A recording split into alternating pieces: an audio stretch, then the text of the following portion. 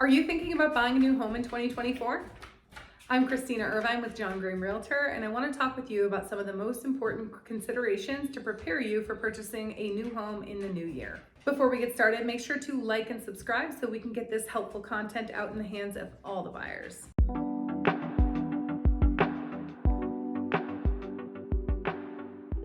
For some buyers, starting your search right now is the most beneficial thing. For some, maybe it's not, or maybe the inventory doesn't support your needs well enough for you to go ahead and make that purchase right now.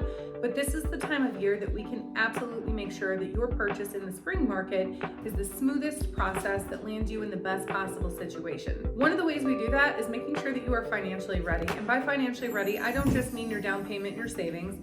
I mean everything. Your credit, your debt to income ratio, we have everything in order. One of the things I see stressing buyers out most in the process of purchasing a home are all the documents that their loan officer is going to ask them for. It can also be incredibly stressful when you found the right home, whether it's now or 3-6 months from now, and you're just now starting the pre-approval process. One, because you don't even know what documents they need from you yet, let alone have you submitted them. You're now under all this pressure because you're thinking about moving, one of the most stressful things you're ever going to do in your life, and you're worried about all this paperwork stuff. We can get all the paperwork part of it out of the way for you now by making sure you're ready so that when it's time and the right home does come along, you can have all of the fun and none of the stress. For some people, applying for a pre-approval right now doesn't actually make sense. Pre-approvals generally expire after 90 days. Sometimes you need to run your credit to make sure you're going to be okay. Other times you don't. There are different situations for different people. But for instance, if you are self-employed and you are planning to buy a home this year, you need 2 years of tax returns to do that. By starting to talk to your realtor and your loan officer about what that looks like for you, you can start thinking about how much you actually want to write off on your taxes. You may have more to write off on your taxes than you actually do, simply because you need a higher income to qualify for the home. Those are questions for your accountant. 100% don't take my word on that, but the point is, by starting now, you'll have a much more realistic view of what you can do and what you should do to prepare. You can also start getting all those documents to your loan officer so they already have them and they're out of your way. Obviously, things like your 2023 taxes aren't going to be available now if you're purchasing in June of this year. You may need your taxes for 2023, which is then something that'll be easy to give it over to them because you'll already have it and it's new.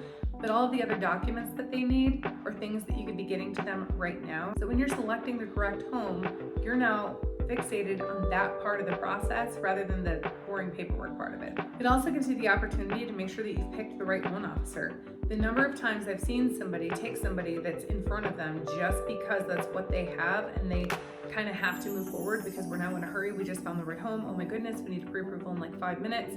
There are things you want, like to know you like working with the people you're working with, to know you trust them, to make sure that you're not going to overpay or pick the wrong home or like any of those things. And preparing now is what really, really sets you up for that success in spring.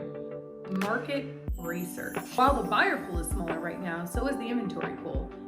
If you can find the right home this time of year, incredible. It actually would be the most beneficial move for you to purchase right now. However, if it's not, just being aware and open to the idea gives you the market research that's going to set you up for success in the spring.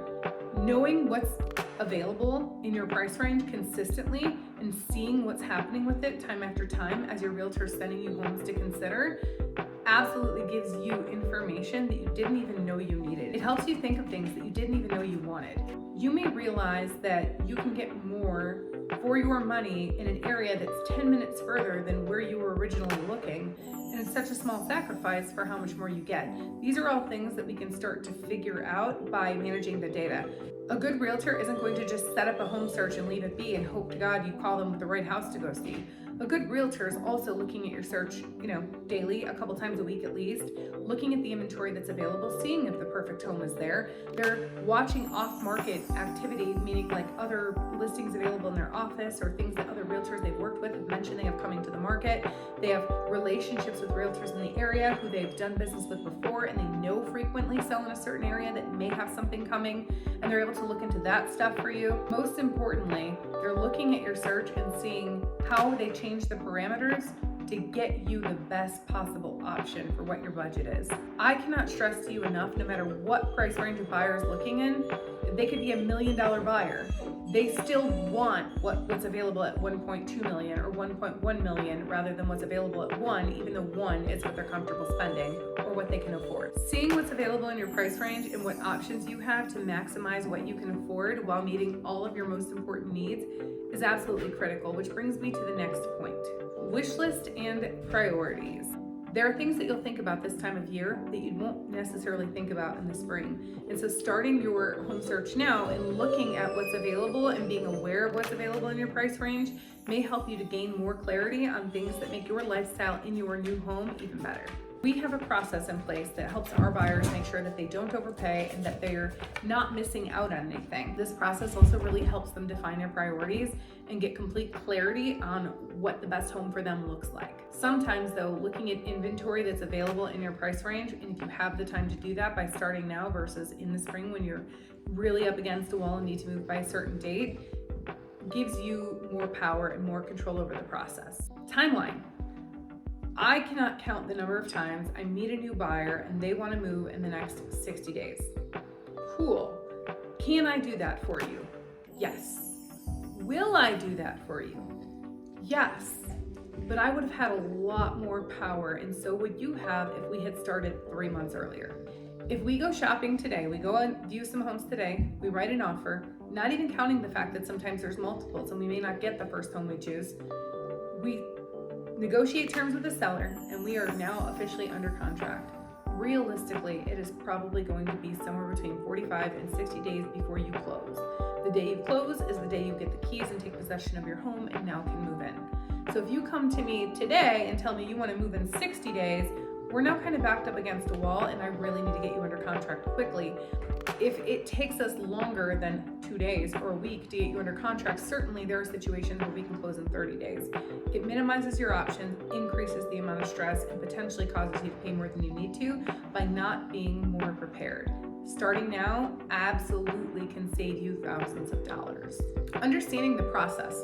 There's something about being under stress that makes it more difficult to retain information and truly use it to your benefit. We like to go through the buying process with all of our buyers when we first meet them. This kind of helps them get an understanding of, the 3 upfront costs that you're going to have outside of down payment. These happen the first week when you go under contract. What does the inspection process look like? How do you pick an inspector? Do you want to use mine? Do you want to pick your own?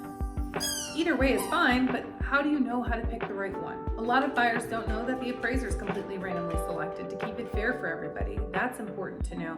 A lot of buyers don't realize that in the state of Illinois, we still use attorneys, and having a good real estate attorney that you like and trust and practices real estate full time is absolutely critical. Going through this part of the process now while you're not trying to close in 60 days is going to give you more information, more control of the process, more peace, less stress. Getting your consultation and your education of the buying process out of the way now will absolutely make all the difference in the world for your home buying experience. The last thing I'd like to talk about in regard to what a buyer should be doing to prepare for purchasing a home in the new year is defining their future plans. Choosing your purchase based on your future plans and the longevity of you being in that home is absolutely critical. If you're somebody who may be relocated within 2 years, maybe you want to stick to a lower end purchase. Maybe you want a townhome or a condo because it makes the most sense. But if you're somebody who's going to be in your home potentially for the next 10 or 15 years, purchasing a single family home or making a bigger purchase may be the most beneficial for you. If you are planning on buying a, say, $500,000 home, the average cost of selling, taking everything into consideration, your tax prorations, your attorney fees, your real estate commission, all of the things generally rounds out to about 10% of the value of your home. Knowing that the cost of selling your home is about $50,000, if you understand how this works and understand that picking something that you're going to stay in longer means you can spend $50,000 more rather than spending $50,000 to sell plus the closing costs on your new purchase, could be the most beneficial thing for you. But if you're somebody who's going to relocate anyway, that may not be the answer for you. Maybe it really is just a condo right now because it makes the most sense. It helps you build equity and move forward into home ownership in a way that's going to make the most financial sense for you long term. I had a client recently. She's a downsizer. Most of my downsizers, unless they're purchasing with cash, are putting their moving plans on hold right now because rates are what they are. A lot of times, downsizing their home, if they still have a mortgage, their current mortgage would be the same for half the house. It's kind of crazy. So those people who are going from a mortgage to a mortgage, it just doesn't make financial sense for them to downsize right now. Certainly they can refinance in the future. There are circumstances that make it make sense for them, but it's not the case for everybody. But I have somebody who isn't even necessarily downsizing. She's more so right-sizing. She wanted a bigger kitchen, I think an extra bathroom, if I remember correctly. I would have to look at the notes to be 100% certain. But there were things that she wanted that were going to be difficult to find in the same price range that she wanted. So she was going to sell her home with cash, for cash, because she doesn't have a mortgage. She's going to buy the new home with cash. She doesn't want to pay anything on either side of it. She wants the money that she nets from her current home to pay for the new home completely, but she wants another kitchen, a bigger kitchen and another bathroom, which are the things that make homes most expensive. And so you want to add things that make the home more expensive, but you want to sell the home that you currently have and use 10% less because that was your closing cost to purchase more home.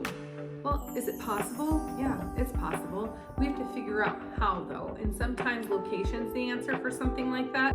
In her situation, selling and buying right now was just a cost for her. She really didn't have a whole lot to gain, and the long-term financial impact of it was $50,000. So she's going to pay $50,000 to sell and buy for a lateral move. In some cases, this makes sense.